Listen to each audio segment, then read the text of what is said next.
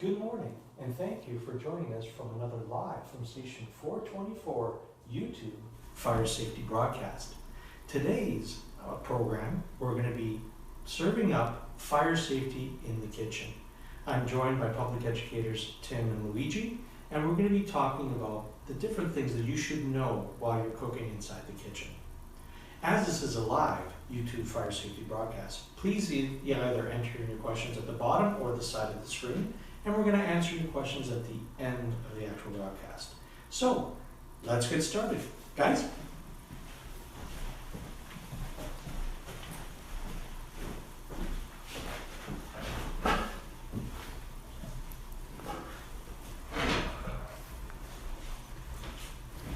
Good morning, everyone. My name is Luigi. And I'm Tim. Thank you, Carlo, for that introduction. Like Carlo mentioned, we're going to be talking about serving up fire safety in the kitchen. This is actually the theme of this year's Fire Prevention Week. Fire Prevention Week is actually going to start this Sunday, October 4th, and it's going to run until October 10th. It's a national Fire Safety Week across Canada and the US. And like I mentioned, we're going to talk about serving up fire safety in the kitchen. So we're going to be focusing on cooking safety because cooking is a huge fire hazard in the home. Yeah, it's a very important topic. And so the major reason why we talk about cooking safety is because it's the #1 cause in Ontario when it comes to us having fires at our homes.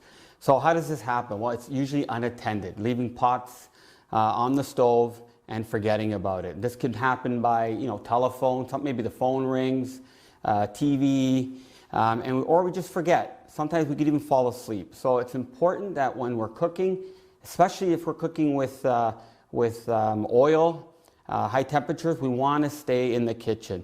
That's the #1 rule. Stay in the kitchen when you're cooking. If for some reason you have to leave the kitchen, then you want to shut the stove off, and then you can leave, and then when you come back, you can restart your cooking.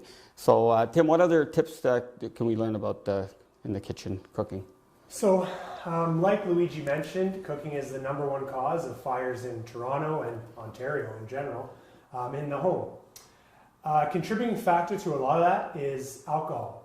So, a lot of people might like to have a glass of wine or a beer, but you have to be really cautious about when drinking or taking medication that can make you drowsy, or even drugs while you're cooking.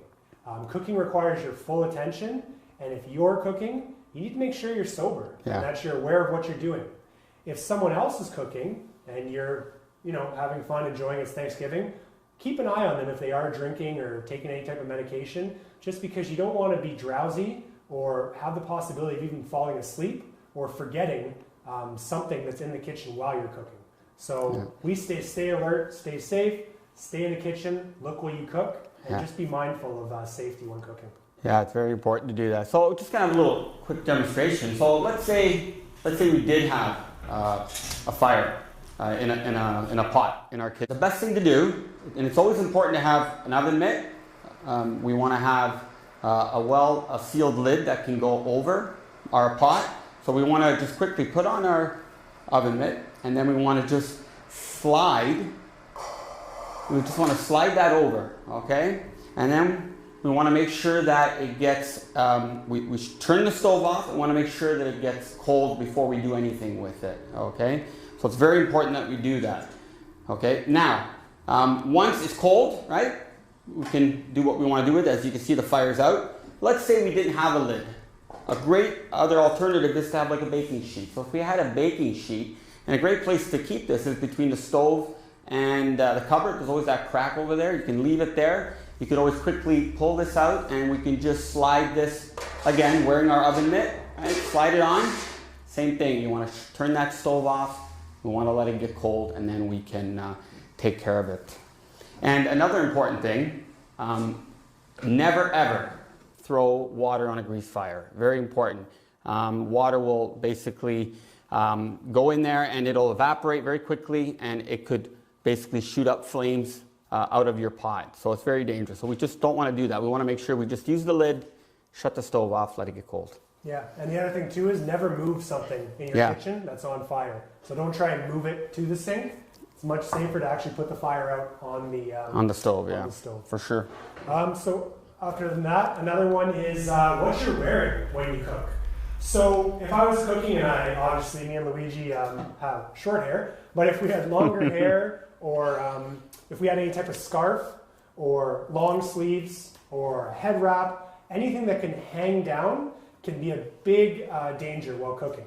If you're reaching over your stove to turn it off, turn it on, or turn up the heat, and you have an electric or gas burner on top, your clothing could actually very easily catch on fire while you're doing that maneuver. So the safe way to be about this would be, if you have long hair, you tie it back. If you have sleeves, you roll them up. If you have any type of scarf or anything hanging, maybe you either take it off or tuck it into your shirt, just so you don't have the chance of your clothes catching fire while you're cooking. Now, if your clothes ever do catch fire while you're cooking, the best thing we recommend still is to stop, drop, and roll till the fire's out. Yeah, very good. Another important thing that we always want to remember in the kitchen is keeping our kitchen clear of clutter.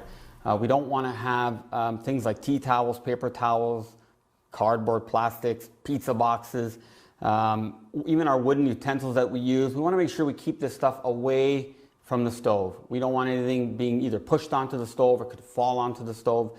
And just having basically good maintenance around our countertop, keeping it clear, and making sure that we won't have something catch fire unexpectedly. So those are the main tips we wanted to focus on dealing with cooking, because cooking is the #1 cause of fires in the city and in the province. And now I'd like to see if we have any questions. Actually, we do. We have 3 questions today. The first one is Stephanie from Mimico. She's saying that her smoke alarm is beeping intermittently. Is that an indication that the smoke alarm is defective? So good question. Very common thing, happens to pretty much everyone. You hear that beeping from your smoke alarm. Now, it's not the alarm sound, that beep, beep, beep, beep, beep, but it's that intermittent, like you said, every once in 20, 30 seconds you hear that beep. Usually what that is it's an indicator that you need to either change the battery or possibly change the entire smoke alarm. So what would be recommended is you go and check the battery first, change the battery. Put the new battery in, close it up, give it a test. It works. It works. I'll remember not to point it towards my face next time. So if the battery works, but you're still hearing that chirp, it probably means that your actual smoke alarm needs to be replaced. You can always see either on the side, or it's always going to be on the back, the date it was manufactured. If it's anywhere near like 9, 10 years old, that's usually when you need to actually replace the smoke alarm. So you can go get a new one, local home shop, hardware store, and put that up and replace it. While we're on that question, just another good thing, I believe it's November 1st, eventually coming up sooner than later, is going to be our change the clocks. Change clocks. So when we change our clocks, we always say change our batteries. If you did just change the battery, give it a check anyways. Excellent, excellent. Our next question is from Frank R., and he's from North York. Frank wants to thank Luigi for that fine, very informative fire in the pot demonstration. He thought it was very, very good. But he was wondering, what would happen when the fire really gets too large or out of hand? What should he do then? Yeah, so what I just demonstrated here is if it's a small fire. So if a fire is out of control, you want to get yourself out of the house, your family, and call 911. Call the fire department right away. Go to your meeting place and you wait for the fire department to come, and they'll take care of it. We don't want you trying to fight a fire that's gotten out of control. Excellent, excellent. And our last question today that we have is Paul from Weston. Paul was wondering where he can get some fire safety information, but for his Italian grandmother, because he's trying to explain it to her in his limited Italian ability, because he was born here, but he just can't get the message across. Is there anywhere where he can get fire safety information in Italian or multiple different languages? Yeah, so what we tell people, one of the best places to go is our website, toronto.ca/fire. You'll get on there and you might have to go through a couple of subcategories, but you can find a place that deals with posters, pamphlets, and resources. On that page, we have about 3 or 4 different fire safety information pamphlets translated into about, I think it's around 10 to 13 languages of each pamphlet, Italian being one of the ones that's included. So toronto.ca/fire, or you can even type in posters, pamphlets, and resources, Toronto Fire into Google, and it should bring up that as the main page as well to find multi-language pamphlets. One other thing I wanted to recommend or wanted to mention is, like I said, Fire Prevention Week starts this Sunday. If there's any schools, businesses, property managers of residential buildings, we are doing services like digital presentations for Fire Prevention Week and beyond. We can deliver resources to the buildings, to the schools, and we also are doing lobby displays to talk to high-rise residents.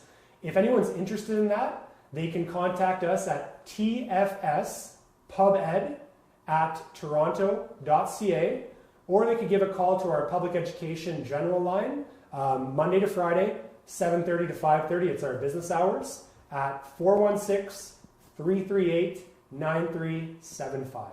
If you're looking for some educational opportunities for this prevention week. So, Luigi, I think we've That's it. got everything. Excellent job, boys. It was really Okay, thank good. you. Thanks for listening. Thank you for listening. Stay safe, and remember, Fire Prevention Week this Sunday. No, what happens is a lot of people throw water on it. They don't know you should never throw water on a grease fire. We're going to actually see what happens when we throw a half a cup of water on a grease fire.